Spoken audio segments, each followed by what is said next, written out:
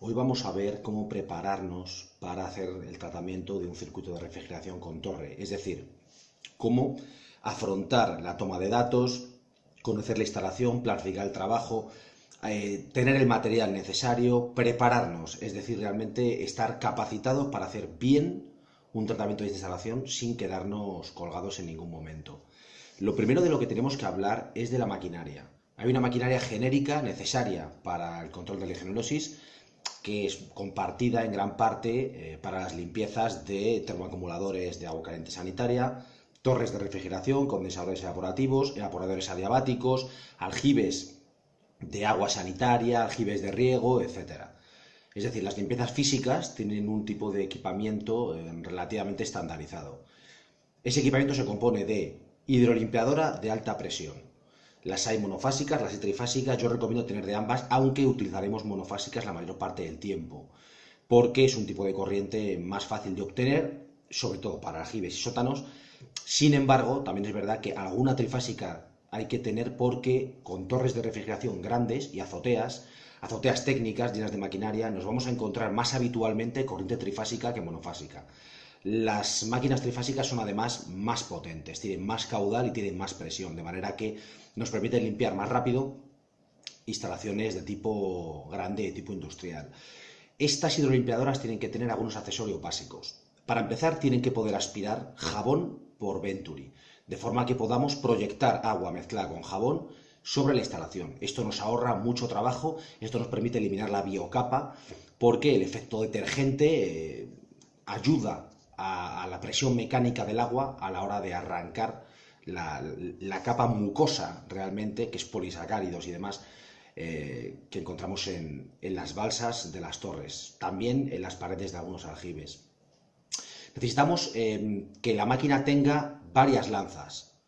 Una lanza suele ser de 3 chorros, que es una lanza con un carrete rotativo, con el cual podemos poner un abanico plano, podemos poner un cono de proyección o bien un chorro concentrado para sitios a lo mejor en que queramos romper costra de cal o bien ampollas de óxido. Esto nos permite concentrar la potencia hidráulica en un punto o dispersarlo.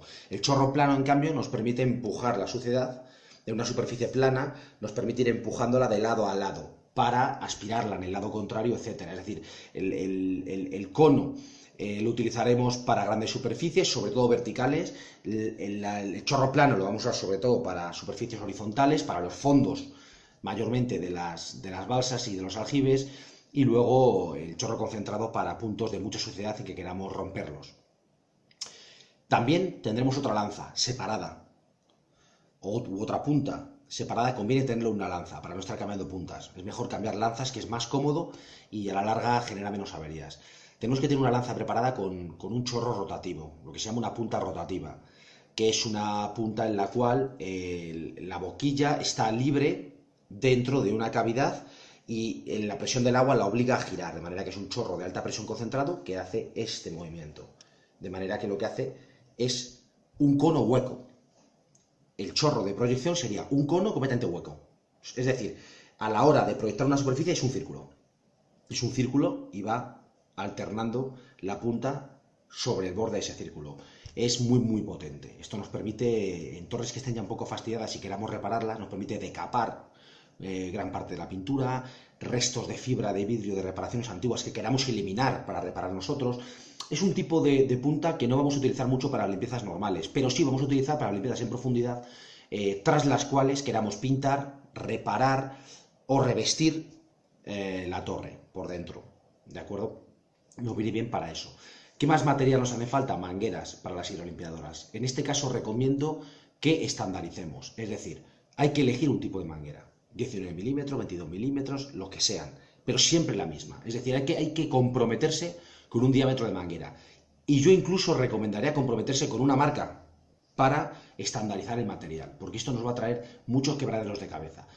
Esas mangueras las vamos a enchufar a la hidrolimpiadora y o al grifo donde conectemos o a la toma a través de enlaces rápidos de jardinería. Estos enlaces rápidos son distintos por el lado de la manguera. Son estándar por el lado del pitorro, por el lado del enganche rápido, pero por el lado contrario, donde empalman a la manguera, están adaptados al diámetro y espesor de la manguera. al espesor de pared y al ancho de la manguera. Esto es un problema.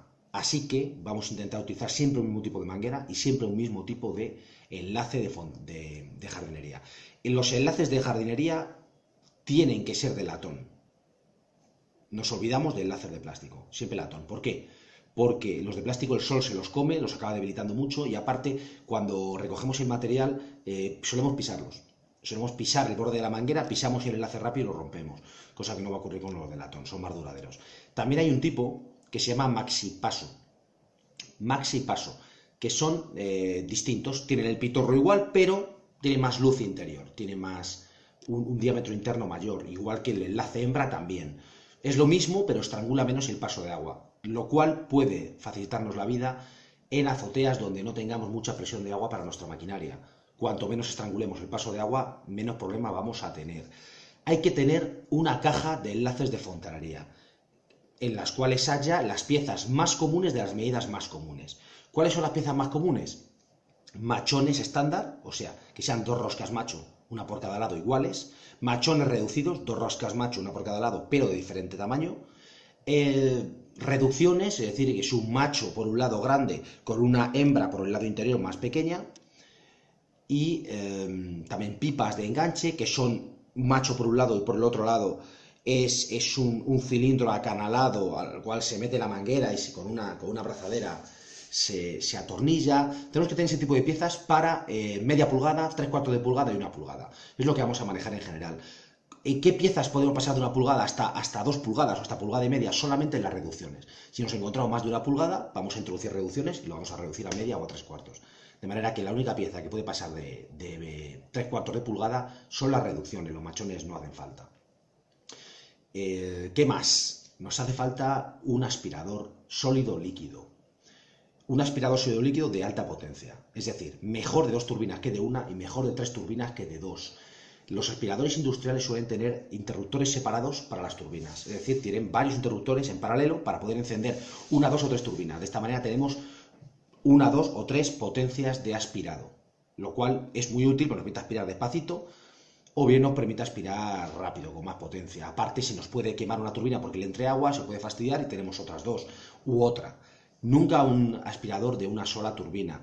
Aspiradores siempre montados sobre ruedas y a ser posible con la cuba de plástico.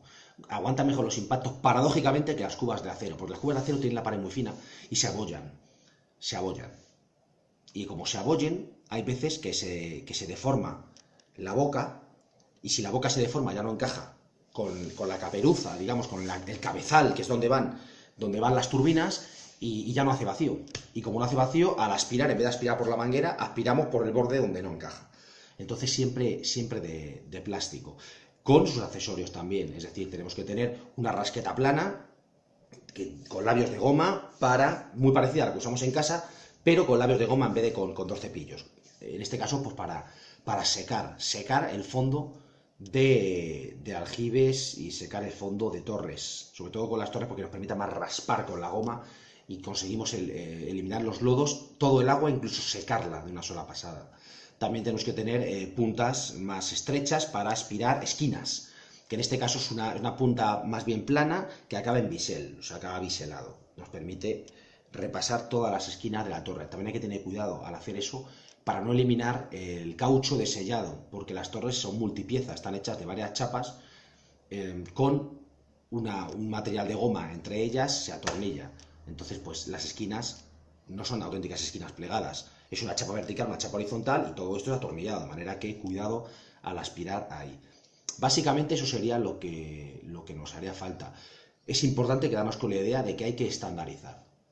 Eso es lo más importante, estandarizar criterios. Siempre el mismo tipo de manguera, siempre el mismo tipo de enlaces de jardinería de latón, siempre las mismas medidas en nuestra caja de fontanería. De manera que no vamos a encontrarnos con piezas que no nos valgan o que en un futuro puedan ser incompatibles. Siguiente punto sería la toma de datos. Es decir, cuando tenemos que hacer una limpieza, lo primero que tenemos que hacer es visitar la instalación antes de hacer la limpieza, para ver qué nos va a hacer falta. Y aparte, para orientar el tratamiento, va a haber que disponer de una información exhaustiva sobre la instalación. La información más básica es la que recoge el Real Decreto para hacer el certificado de tratamiento, es decir, tenemos que saber la marca de la torre, tenemos que saber el material de la torre, tenemos que saber el tipo, Es decir, un ejemplo, tenemos una torre de chapa, marca Indumec, modelo Aparel, de tiro forzado, es decir, con ventiladores inferiores.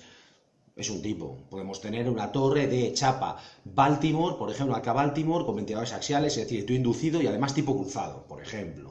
O bien una torre EWK, por ejemplo, las antiguas Sulzer, que es de fibra de vidrio, que tiene ventilador axial superior, o sea, que tiene inducido. Ese es un tipo de torre clásicos. Todo eso hay que tomarlo. El siguiente dato importante, y este sí que es crucial, es el cubicaje del circuito. ¿Cuánta agua tiene el circuito de torre? No la torre solo, porque eso lo vamos a sacar muy rápido de la placa técnica de la torre, o bien de información que podamos conseguir en la red sobre la torre, pues es simplemente restar el peso en vacío del peso en servicio. Peso en servicio es la torre cargada con agua. Peso en vacío, la torre sin agua. Así que restamos ambos pesos y ya tenemos el agua que hay en la torre. Pero el agua de la torre es solo una parte del agua del circuito. El circuito puede tener un poco más de agua que la torre si el circuito es pequeño y de secciones pequeñas, o puede tener mucha más agua que la propia torre si el circuito es largo y las secciones son grandes. Típicamente, si tenemos una torre de azotea en la cual el grupo frigorífico que enfría no está al lado de la torre, sino que está en el sótano, ya sabemos que es un circuito muy largo, muy grande, porque hay muchas conducciones, de manera que habrá mucho más agua en el circuito que en la torre. Si es una torre de azotea en la cual la maquinaria a enfriar está en un castillete dentro de la propia azotea, pues sabemos que es un circuito pequeño. Este tipo de cosas pues las preguntamos a mantenimiento y vemos dónde está. Si no tienen el dato, nos va a tocar hacer lo siguiente, que es cubicar el circuito. Sobre el cubicaje del circuito haré un monográfico. Voy a hacer un monográfico sobre cada una de estas fases. Uno sobre material, otro sobre toma de datos, etc. Pero el cubicaje, baste mencionar hoy que lo podemos calcular nosotros midiendo las tuberías y midiendo las secciones de las tuberías. De manera que apuntaremos tantos metros durante la sección 4 pulgadas, tantos metros de sección 2 pulgadas, iremos agrupándolo por pulgadas y midiendo las secciones. De manera que, bueno, pues haremos una hoja de cálculo, que ya os la colgaré en la web para que la tengáis disponible, una hoja de cálculo muy sencilla, en la cual metemos el diámetro en pulgadas o metemos el contorno en centímetros, y ya lo tenemos. Lo hago de estas dos maneras porque hay veces que sabemos el diámetro en pulgadas, pero habitualmente las tuberías de torres que tienen mucho tiempo, que están repintadas muchas veces, no podemos ver las inscripciones de fabricante, de manera que no podemos saber la sección. Y si a simple vista no la sacamos, lo que podemos hacer es sacar una cinta métrica de costurera y darle la vuelta a la tubería y medir el contorno. No es exacto, evidentemente, porque no conocemos el espesor de esa tubería, de manera que el contorno exterior no es el contorno interior, es mayor que el contorno interior, pero nos va a valer para hacer una aproximación válida. Ya haremos un vídeo sobre esto. Otro punto, el origen del agua. ¿El agua de dónde viene? Viene de un pozo, es agua recuperada, nos entran aguas pluviales, es agua de red, y si es agua de red, ¿qué calidad de agua tiene? En cualquiera de los tipos tenemos que hacer un análisis preliminar. Tenemos que saber algunas cosas. Tenemos que saber el pH, tenemos que saber la calinidad, tenemos que saber, bueno, pues la conductividad, tenemos que saber por la cantidad de cal que tiene, una tipificación del tipo de agua, si es un agua muy calcárea, para saber más o menos si es un agua corrosiva o es un agua incrustante, si es un agua que va a tender a dejarnos precipitados en las paredes de las tuberías, es decir, carbonato de calcio, carbonato de magnesio, o bien, por el contrario, va a ser un agua corrosiva que va a tender a disolver metal de las tuberías y a generarlos oxidación. Eso no quiere decir que un agua de cualquiera de los dos tipos no pueda hacer lo contrario en un momento dado. O sea, en todos los circuitos de torre encontraremos zonas incrustadas y zonas corroídas, pero sabiendo esto sabremos si el agua tiende más a una cosa o tiende más a la otra. También es importante establecer el consumo del circuito. Tenemos que saber cuánta agua gasta al mes o al día para ir haciendo unos cálculos. Esto nos lo va a proporcionar mantenimiento, porque deberían tener un contador de agua específico para el circuito de torres. Eso también nos permite saber cuán rápido va a concentrar el agua. Un circuito que gasta mucho agua, lógicamente, va a tender a concentrarla antes. También es importante la logística. Es decir, no solo tener nuestro material y saber qué vamos a hacer, sino saber qué constricciones tenemos en el entorno de trabajo. Tales son, básicamente, el acceso. ¿Cómo llegamos a la azotea? ¿Quién nos tiene que abrir? ¿Qué horario tiene esa persona? Y sobre todo, cuando terminemos, ¿va a estar esa persona para abrirnos otra vez para bajar? Luz. ¿Qué disponibilidad tenemos de clavijas eléctricas en la azotea? Tenemos trifásica, tenemos monofásica, y si tenemos monofásica, el estándar de la clavija es el industrial, es el doméstico, y si tenemos trifásica, ¿qué conectores tenemos?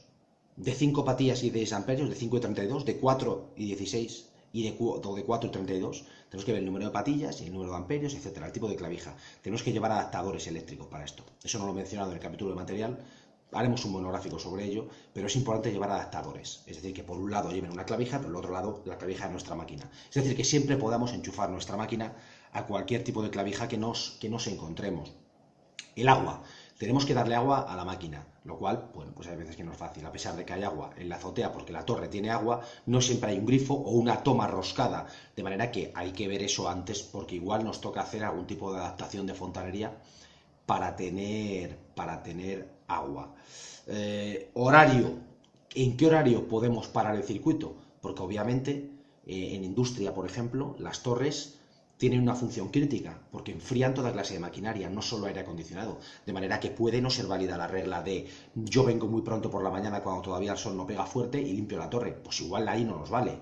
Hay que ver qué procesos críticos tenemos y cuándo se puede hacer esas paradas. Eso hay que consensuarlo antes con el personal de mantenimiento. Es decir, tenemos que saber cuándo podemos parar la torre, tenemos que saber si podemos hacer el vaciado completo, es decir, vaciar no solo la balsa, sino todo el circuito, que es lo que dice el Real Decreto, que está muy extendido en el gremio, vaciar solamente las balsas y no vaciar los circuitos completos. Esto es muy importante, porque el circuito completo, vaciarlo es complicado. Hay que ver si tenemos un vaciado en la parte inferior, hay que ver qué sección tiene, que a veces son muy pequeños los vaciados que hay en las partes inferiores de los circuitos, hay que ver el tiempo que lleva, luego hay que ver el tiempo que lleva a purgarlo, porque una vez que lo rellenamos de agua, coge un montón de gas el circuito, las bombas cogen aire, tiene que estar mantenimiento cebándolas, tienen que limpiar los filtros de las bombas cada vez que se vacía, etcétera. Es decir, todo esto hay que consensuarlo con el personal mantenedor, porque si no podemos tener muchos problemas. Es decir, resumiendo la logística: agua, luz, acceso, horario, vaciado completo.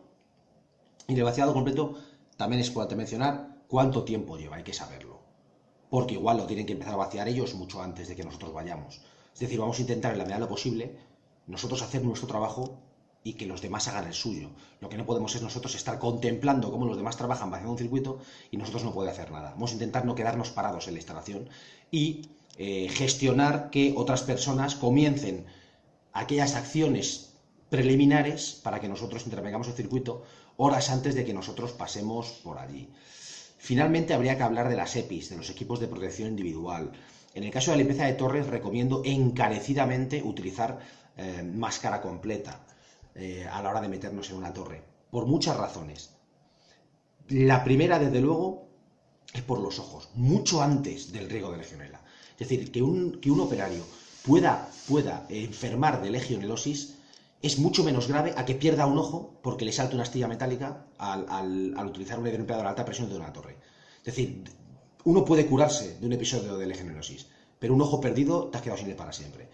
Es muy típico que te salten objetos a alta velocidad a la cara, como pasa con los acumuladores, que ya lo comenté en otro vídeo. Utilizamos una presión de agua muy grande, 190 bares. Utilizamos desde 150 a 300 o incluso 600 litros hora de caudal.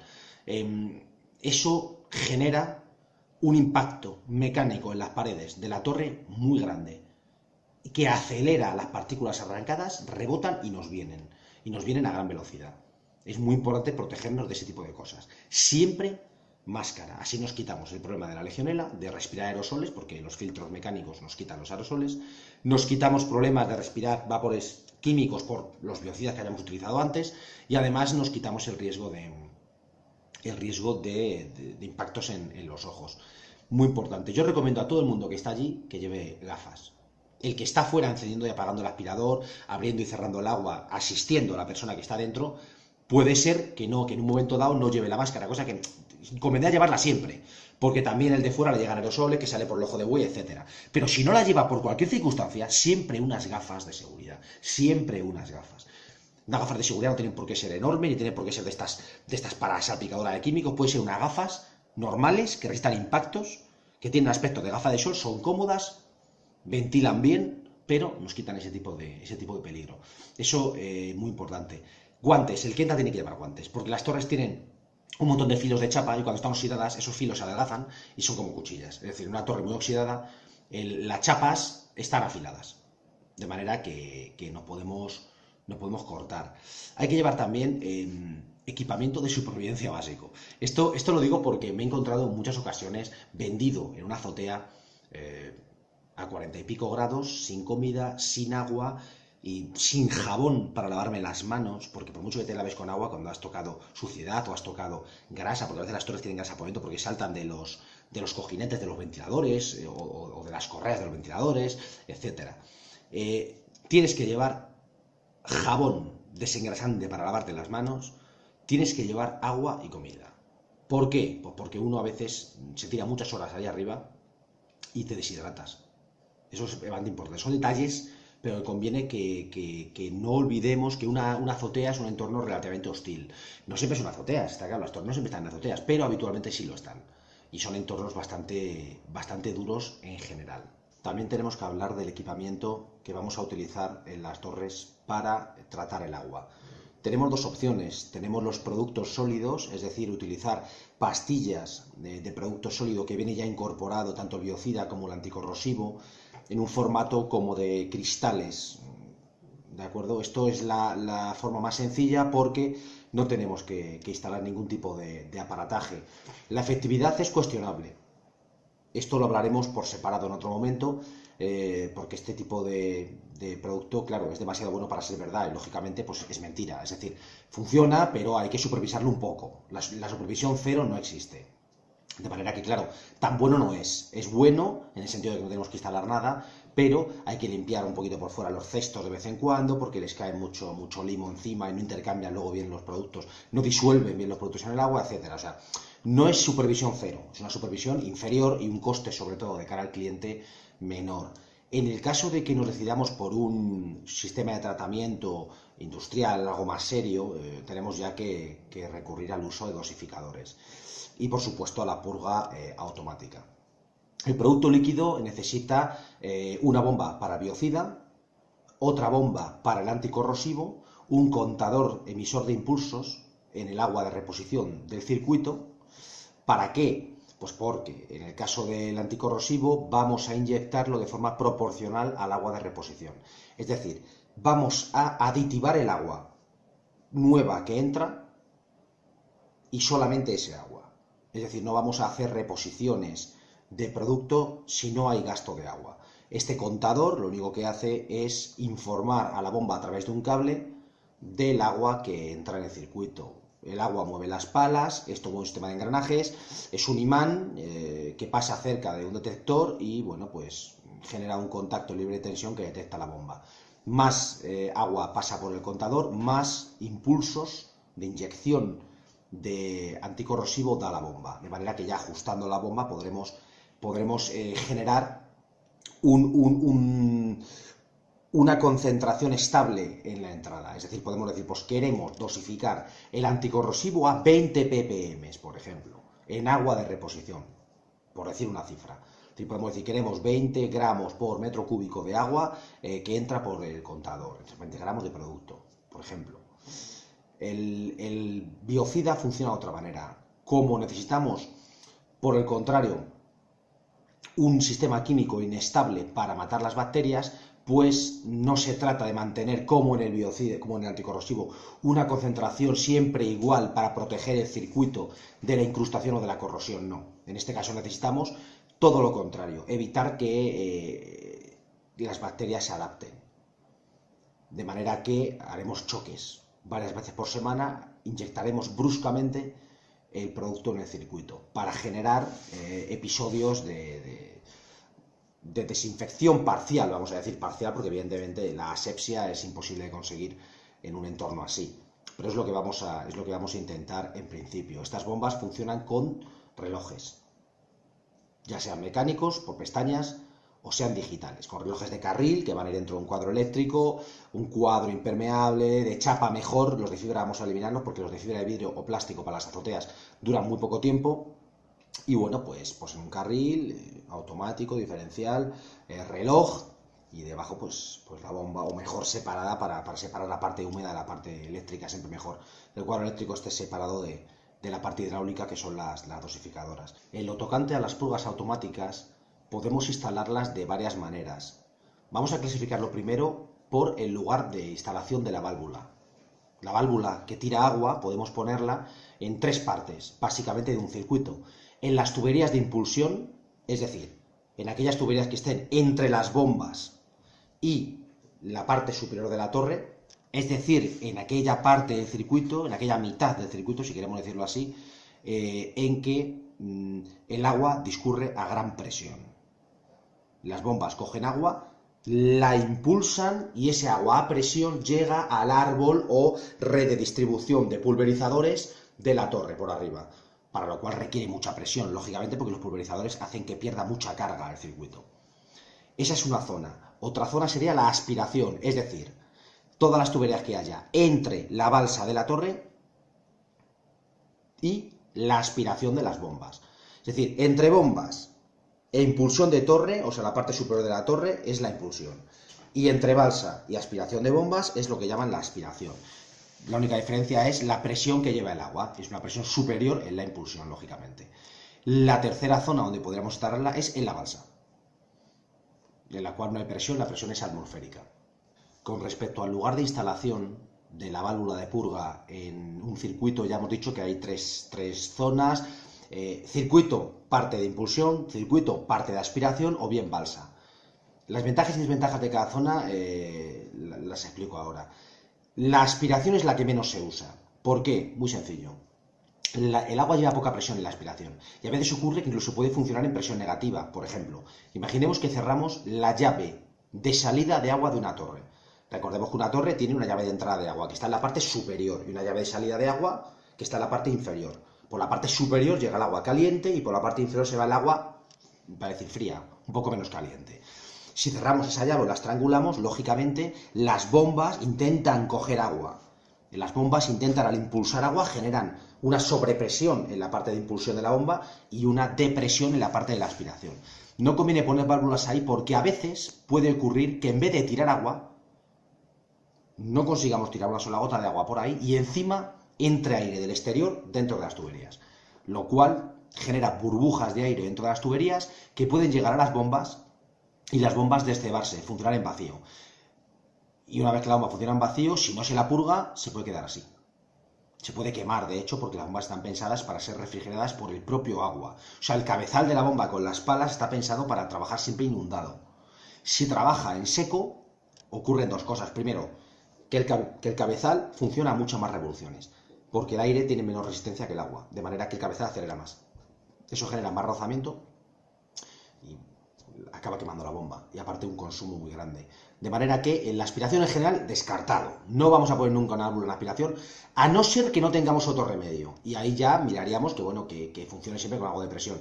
Si vamos a funcionar con una válvula en la aspiración porque no queda otro remedio, recomendamos encarecidamente que la instaléis siempre en una posición más baja gravitatoriamente que la balsa. Es decir, si aquí está la torre, baja la tubería y aquí están las bombas, en todo este camino lo más abajo posible. Porque cuanto más bajo estemos, más presión tiene el agua. ¿De acuerdo? O sea que siempre intentaremos que sea lo más abajo posible. Y intentar que no sea inmediatamente al lado de las bombas. Porque las bombas, la depresión la generan localmente. No conviene que pongamos la válvula justo al lado de la bomba porque es más fácil que absorba aire. De manera que hay que tener en cuenta esas cosas. Si la ponemos en la impulsión, que es el lugar ideal, en realidad, sobre todo si lo combinamos con una válvula de acción indirecta, porque es fenómeno, porque entonces conseguimos que solamente tire agua cuando el circuito está en marcha, pues fenómeno, ahí nos da un poco igual. En la impulsión es indiferente donde nos venga bien. Desde la propia bomba hasta la torre, nos es indiferente el punto. No tiene ningún tipo de contraindicación ponerlo cerca de la bomba o cerca de la torre, nos da igual, donde más como nos venga, para nosotros poder revisarlo y además donde tengamos lógicamente pues un desagüe, no tiene más misterio que ese. En cuanto a la balsa, hay que hacer alguna precisión al respecto. Ponerlo en la balsa tiene la desventaja, lógicamente, de que solo podemos utilizar válvulas de acción directa, o bien válvulas motorizadas, porque no hay presión, la presión es atmosférica. La única manera de que hubiera presión en una balsa es que la balsa fuera tremendamente profunda. Entonces, en la parte baja sí que habría presión. Pero como las balsas generalmente pues no son muy profundas, pues no. La presión es prácticamente atmosférica. La presión sumergido en la balsa es levemente superior a la presión atmosférica. Prácticamente la misma. Entonces, en una balsa tenemos que hacer varias cosas. La primera es, recomiendo que siempre instalemos la válvula sumergida. Claro, cualquiera que escuche esto dirá, pues claro, si no está sumergida, al abrir no echaría agua. Ya, pero me refiero bastante sumergida. Es decir, todos pensamos, cuando vemos una torre, que hay una lámina de agua, o sea, está al fondo de chapa, la lámina de agua, y que la lámina de agua está quieta, ¿no? Ni está quieta ni está recta. Es decir, las torres, como no son transparentes, habitualmente no vemos lo que ocurre dentro de ellas cuando los ventiladores están en acción. Pero cuando los ventiladores están en acción, genera un oleaje en la balsa que rompe esa línea de flotación. ¿Qué ocurre? Que si ponemos la válvula levemente por debajo de la línea de flotación, en cuanto los ventiladores estén en marcha, a veces tendrá agua y a veces aire. ¿De acuerdo? No siempre está sumergida, de manera que recomiendo siempre irnos al menos 10 centímetros por debajo de la línea de flotación, como poco 10 centímetros. Así nos aseguramos que aunque haya oleaje, pues siempre esté sumergida. ¿Esto dónde ocurre mucho? En torres de tiro forzado, o sea, con ventiladores inferiores, y sobre todo cuando no están equilibrados. Es decir, cuando una torre tiene ventiladores a los dos lados, fenómeno. Bueno, fenómeno en teoría, ahora explico por qué. Porque soplan a la vez uno contra otro y el aire sube, de manera que está equilibrado el flujo, ¿de acuerdo? Hay torres que pueden encender bancadas de ventilación por secciones. Si enciende un solo lado ya la hemos liado, ahí tenemos oleaje. Porque lógicamente al lado del ventilador habrá menos agua y el lado contrario más. El agua se queda empujada contra lo contrario de la torre. Y ahí puede haber problemas. También puede haber problemas en torres que tengan un solo ventilador lateral en un lado, que las hay que solo tienen un lado. Y además en el lado contrario se mete el ojo de buey. Hay que tener cuidado porque como te arranque el ventilador con el ojo de buey abierto, genera una ola y te puede sacar 500 litros de una tacada sobre ti de agua. O sea, que me ha pasado en un modelo de torre a mí. Esa desgracia. Hay que tener cuidado con eso. Es decir, las torres de tiro inducido, las que tienen ventilador arriba, perfecto, no generan casi oleaje. Pero las que tienen tiro forzado abajo generan algo de oleaje, sobre todo cuando no son simétricas. O sea, cuando no soplan ventiladores uno contra otro. Las 6 ventiladores, por ejemplo, que tienen dos ejes y claro, son pues 3 y 3. Y cuando enciende uno solo, pues enciende el de un lado. Pero los hay que tienen independiente de los 6 ventiladores, y encienden por parejas enfrentados, depende de la secuencia de encendido. ¿Cuál es el caso? Cuando tenemos asimetría, cuando tenemos ventiladores inferiores, o sea, torre de tiro forzado, y encima asimetría a la hora de meter aire en la torre, no es simétrico, automáticamente hay un montón de oleaje. Así que conviene sumergir la válvula cuanto más oleaje haya. También recomiendo el tema de sumergirla bastante porque la mayoría de sólidos y de suciedad en la torre suele estar flotando. La materia orgánica tiende a flotar. De manera que si tenemos, por ejemplo, hojas, en la torre tenemos plumaje de palomas y cosas de ese tipo, siempre van a estar flotando. De manera que nunca purguemos, o bien cerca de la línea de flotación, o bien sumergido muy poquito, que cuando haya oleaje se nos cuelen plumas. Como se nos cuelen plumas, las plumas se atascan la válvula directamente. Las plumas y las hojas se atascan la válvula con mucha facilidad. De manera que hay que tener cuidado con eso. Si nos vamos a balsa, siempre vamos a irnos un poquito por debajo. Recomiendo no irnos nunca a la parte inferior de la torre, abajo del todo. ¿Por qué? Porque si la válvula se nos queda abierta, va a vaciar toda la torre. Vamos a suponer que estamos, aunque tengamos una válvula normalmente cerrada, que sin luz vaya a cerrar, imaginemos que nuestra centralita nos genera una apertura cuando no debe. Por ejemplo, el temporizador está fastidiado, una purga temporizada, o bien en una conductimétrica está mal calibrada, de manera que por mucha agua que tire, nunca baja la lectura de conductividad lo suficiente como para que baje por debajo del punto inferior y cierre la válvula. Entonces nunca cierra. Vamos a intentar, en la medida posible, que nunca pueda vaciarnos la torre del todo, porque imaginemos, ya para completar el escenario de desastre, que la purga se nos queda abierta y deja de haber agua en la azotea. No funciona el grupo de presión, por ejemplo, y no hay agua en la azotea. No queremos que nos vacíe toda la torre. Jamás. Por eso lo de 10 centímetros por debajo. un poquito por debajo, pero nunca al fondo de la torre. ¿De acuerdo? Las purgas siempre sumergidas, pero nunca en el fondo de la torre. Esas con las que van a balsa. Y con las que van a circuito, pues si vamos a la impulsión, irnos a las de acción indirecta, que será una gran ventaja. Si no vamos a la aspiración, cosa que conviene evitar, como hemos dicho, pues nos iremos a una válvula de acción directa o bien una válvula motorizada, siempre gravitatoriamente más abajo de la balsa y a ser posible no inmediatamente en la aspiración de la bomba. Hay válvulas que son indiferentes a la presión del agua y válvulas que funcionan solo cuando la presión del agua supera un cierto valor, por ejemplo 1 kilo, 1,5 kilos.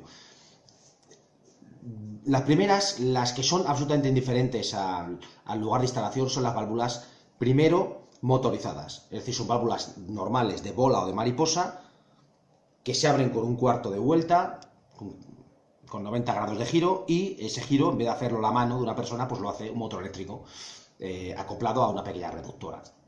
No tiene más problema. Este tipo de válvulas tienen la ventaja de que suelen tener grandes pasos interiores, por lo cual no suelen obstruirse con sólidos, con todo tipo de suciedad que hay en la torre, pero tienen una desventaja. La desventaja es que si el sistema se avería o se quedan sin luz, cuando están abiertas se quedan. Es decir, no se cierran automáticamente cuando falta la luz, cuando falla el sistema, no. Se quedan en la posición que estaban, ya sea abierta o cerrada. Esto nos puede provocar un episodio en el cual perdamos muchísima agua. Tienen esa pega. Ventaja, gran diámetro. Desventaja, que no se cierran solas cuando falta luz. Después tenemos otro tipo, que son las válvulas de solenoide. Estas válvulas no abren por una bola. Estas válvulas tienen una membrana interna, esa membrana se levanta porque un vástago tira de ella, y ese vástago a su vez se acciona por un solenoide, es decir, una bobina eléctrica asociada a un imán. Entonces, bueno, pues esa bobina recibe corriente, activa el imán, es un electroimán, y ese imán tira el vástago magnéticamente, el vástago se levanta y levanta una membrana de goma. Hay dos tipos, varios tipos en realidad. Hay dos grandes categorías en este tipo de válvulas, las normalmente cerradas y las normalmente abiertas. ¿Qué se entiende por normal? Normal es en reposo. ¿Qué se entiende por reposo? Sin luz, sin corriente eléctrica. Esto nos viene muy bien porque cuando el sistema falla, predeterminamos cómo se queda la válvula. Si es una normalmente abierta, la válvula sin luz está abierta y con luz cerrada. No es una normalmente abierta y la normalmente cerrada al revés. La normalmente cerrada es la que utilizaremos habitualmente para torres, porque en el caso de que falle la purga o nos quedemos sin luz, por la razón que sea, la válvula se va a quedar cerrada, de forma que no vamos a desperdiciar agua. Lo normal en una torre es que la purga esté más tiempo cerrada que abierta. Y las válvulas hay que escogerlas de forma que el estado de reposo coincida con el estado más frecuente. ¿Para qué? Para gastar menos luz. Esto es sencillo. ¿Cuál es el estado más frecuente en una purga de una torre? Cerrada. Ambos tipos de válvula de solenoide, ya sean las normalmente abiertas o normalmente cerradas, se clasifican a su vez en válvulas de acción directa y de acción indirecta. En este caso, el criterio de clasificación es por la necesidad de que el agua del circuito tenga o no determinada presión para que abran. Una válvula de acción directa funciona de una manera parecida a una válvula motorizada, es decir, da igual la presión que tenga.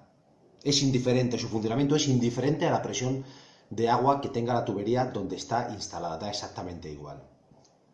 Lo podemos poner tanto en la aspiración, que no conviene, luego hablaremos por qué no ponen en general purgas en la aspiración, pero puedes poner la aspiración en la impulsión o en la balsa, da exactamente igual.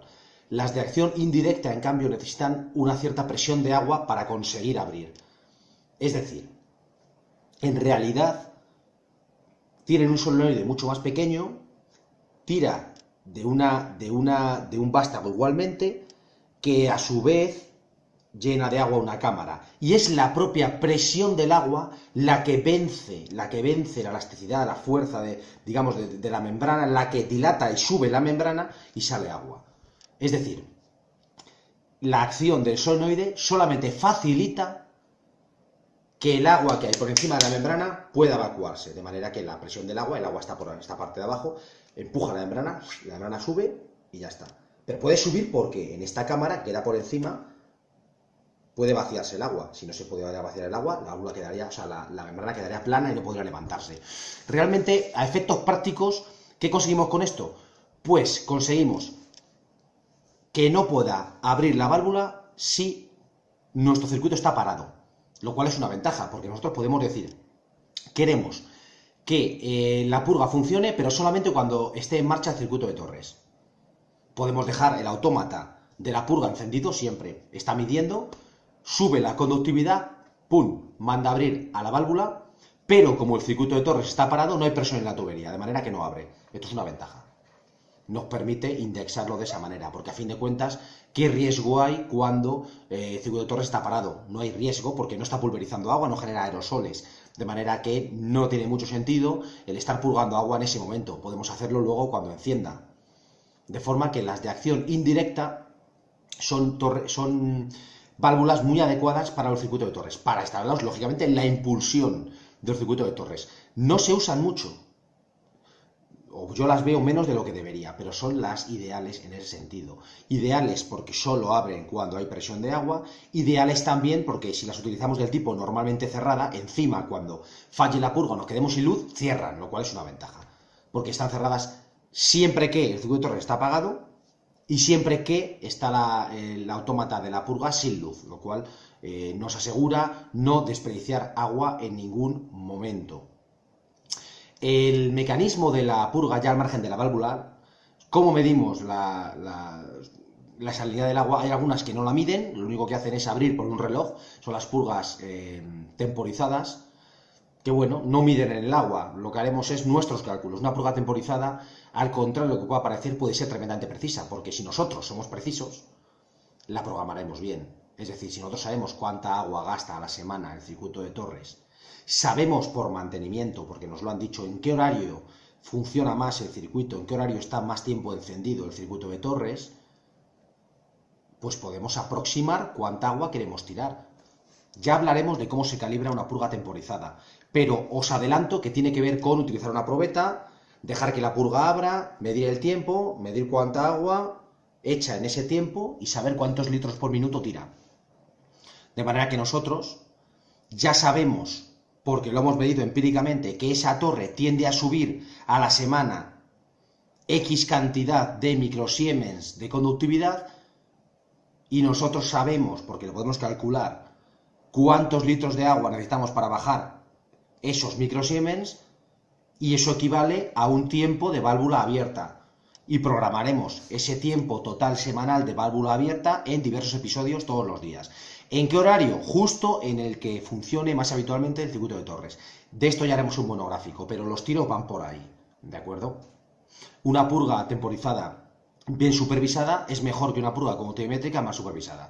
Hablamos de las purgas conductivimétricas. La purga conductivimétrica mide la conductividad del circuito en tiempo real, ¿de acuerdo? Tiene un par de electrodos de grafito que vienen metidos en un cuerpo de plástico y están sumergidos en el agua. De manera que lo que hace es medir cómo de bien conduce el agua, la electricidad, entre ambos polos sumergidos. Si lo conduce muy bien es que tenemos un agua con muchos iones, con muchas sustancias iónicas en disolución, o sea, con muchas sales. Porque eso es una sal.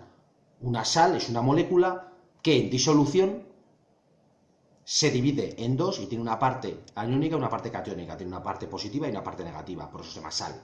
Entonces, esos iones positivos y negativos, cuando el agua es atravesada por una corriente eléctrica, se alinean y facilitan el paso de esa corriente eléctrica. De manera que un agua con más sales conduce mejor la electricidad. Y así es como lo medimos. Una prueba conductivimétrica bien supervisada es perfecta, claro, porque puede abrir exactamente en el momento adecuado. ¿Cómo podemos precisar más su funcionamiento? Pues con una válvula de acción indirecta, como hemos hablado, para que además solamente abra cuando las bombas están en funcionamiento. Pero en cualquier caso, una purga conductivimétrica a menudo funciona mal porque la supervisamos mal. Tenemos una cultura de que las cosas muy automáticas son así para ahorrarnos trabajo. Y no. Los aparatos automáticos son así para ser precisos, no para ahorrarnos trabajo.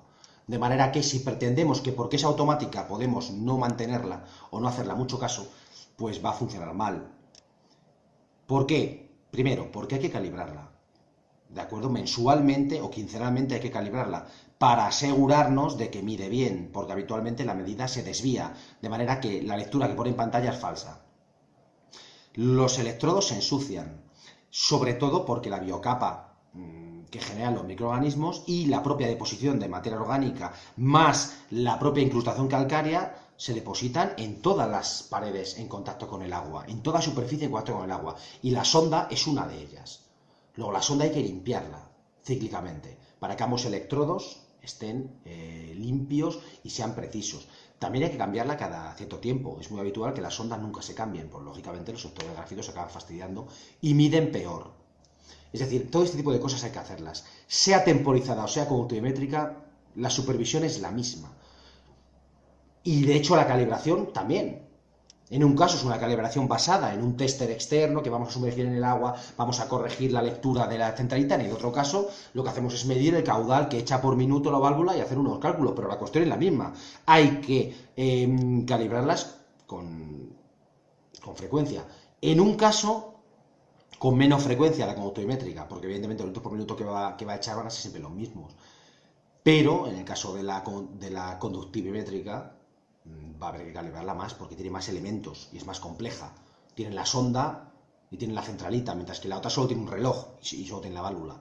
De manera que tiene más supervisión una que otra, pero en realidad, en cualquier caso, lo automático no va vinculado a una ausencia de intervención.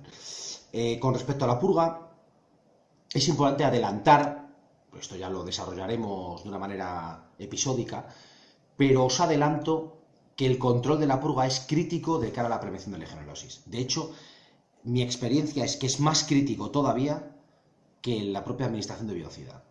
Es decir, una purga bien ajustada y un circuito mantenido en un intervalo de ciclos de concentración estrecho y adecuado suele tener periodos o episodios de amplificación de legionela escasos o nulos, aunque no tuviera biocida. Me he encontrado con averías de bomba que no han generado ningún crecimiento microbiano, ni siquiera de bacterias aerobias. ¿Por qué? Porque la purga ha funcionado bien. La purga es muy importante. Se considera habitualmente de forma secundaria, pero eso es porque hay una tendencia económica, empresarial, a vender biocida, porque a fin de cuentas eso genera beneficio. Mientras que la purga no genera beneficio. Uno vende una purga y ya no le saca más dinero. De manera que hay una cultura de lo químico. Porque lo químico genera beneficios. Yo no digo que no es necesario, por supuesto que el químico es necesario. Pero el control de purga es más importante todavía. Es crítico. Si funcionamos bien con la purga, gastaremos mucho menos producto químico. Si funcionamos mal con la purga, solo podremos mantener controlada toda clase de bacterias aerobias o bien la legionela solo podremos controlarlo a base de un gasto de químico brutal. Y un agua muy concentrada con un gasto de químico brutal es un agua que puede ser muy perjudicial para el circuito. Aparte de que la transferencia térmica se puede ver afectada. ¿De acuerdo? O sea, al trilema del que hablamos antes, entre eficiencia térmica, eficiencia de consumo de agua, más riesgo de legionela, tenemos que añadir, en el caso de la instrumentación y control, el tema del químico contra la purga, que es tenemos otro dilema también metido en ese sistema y bueno, conviene purgar más y purgar de una manera inteligente. Eso nos ayuda muchísimo a controlar las bacterias. Aparte nos ayuda a corregir los niveles de químico, es decir, nosotros podemos añadir biocida, pero no podemos desañadir biocida, no podemos retirar anticorrosivo de un circuito, eso lo podemos hacer a través de la purga, de manera que la purga nos vale para bajar niveles de biocida anticorrosivo que sean excesivos en un momento dado. Finalmente, quisiera mencionar otro factor de cara a la adquisición de datos, ¿no? Que hemos hablado antes, que hay que ver la marca, el modelo, el cubicaje del circuito, bueno, acá modelo de torre, etc. Pues hay que mirar más cosas. Y una de ellas es el riesgo que hay de ingreso directo de materia orgánica en el circuito de torres. Esto viene o bien de jardines por parte de las hojas. Las torres que están en plantas bajas o en entornos ajardinados suelen acabar con muchas hojas dentro de restos vegetales. ¿Por qué? Porque la torre aspira aire. Una torre mete aire dentro, lo echa por arriba, de manera que lógicamente aspira elementos ligeros, y un elemento ligero son las hojas. Igual que aspira pelusas, aspira toda clase de guarrerías, nos podemos encontrar octavillas dentro de una torre, como esté en una planta baja, desde octavillas de propaganda hasta todo tipo de cuerdas, hilos que haya por la calle y por supuesto hojas, sobre todo si están secas, porque pesan poco y las aspira, de manera que eso es una entrada directa de materia orgánica. Hay que apuntarlo porque es un riesgo. Aparte, hay que hacer algunas correcciones en la torre, de cara a biocida, de cara a la purga, y además también hay que proteger, si la válvula de purga está directamente en la balsa, hay que protegerla con una rejilla porque se pueden atascar las propias válvulas con algunos sólidos que hayan entrado. Otra entrada de materia orgánica directa en las torres son las aves, ya sea en forma de cadáveres de ave o ya sea en forma de excrementos de aves. Hay aves que se posan en las torres y bueno, pues cagan en los separadores de gotas. Pero también habitualmente nos encontramos con que las torres, sobre todo las que tienen mucha potencia y sobre todo las de tiro forzado, las que tienen los ventiladores por abajo, generan accidentes. Es decir, como tiene una potencia de ventilación muy grande, hay palomas que si las pilla levantando el vuelo las puede llegar a aspirar. Y bueno, pues la paloma la mata, lógicamente, el tambor de ventilación la mata y acaba el cadáver triturado con la mitad enganchado en los tambores y la otra mitad en la balsa, ¿no? Y esto lo he encontrado mucho. Hay torres que por la situación que tienen en la ciudad o porque generan charcos alrededor, porque por ejemplo está mal la boya de la torre y tira agua por el rebosadero, y el rebosadero no está conducido a un vaciado, sino que el rebosadero tira directamente a la azotea, genera charquitos, las palomas van a beber, por ejemplo, y pues cuando arranca la torre, las palomas a veces se asustan, echan a volar al lado de la torre. Entonces justo echa a volar la paloma al lado de la torre y la torre justo aspira, ¡pum! La paloma es aspirada por la torre. Y hay muchas instalaciones de este tipo que tienen una entrada en forma de cadáveres muy grande. Y eso también hay que corregirlo porque es materia orgánica y nos genera crecimiento microbiano. Todo esto de todas maneras lo vamos a desarrollar más despacio y por episodios. Pero bueno, quería dar un poco una introducción, un briefing, un poco de lo que viene a ser el inicio del tratamiento en una instalación de torre, la adquisición de datos y bueno, pues el perfilar la instalación antes de intervenirla.